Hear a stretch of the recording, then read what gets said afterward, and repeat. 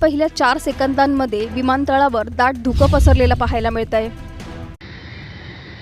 व्हॉट्सअपवरील संभाषण गृहीत धरलं जाऊन ॲरो या एव्हिएशन कंपनीची सेवा रद्द करण्यात आली आहे का? संबंधित संशयित मनोज पवार हे सध्या कुठं आहेत?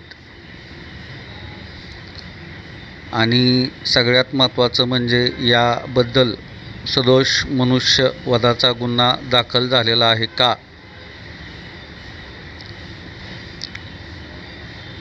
गोपीनाथ मुंडे साहेब असतील, विजय रुपानी असतील, राजेश पायलट असतील, किंवा इकडं YSR असतील, किंवा रावत साहेब असतील, बातमी काळाच्या पडद्याआड तर नाही ना जाणार.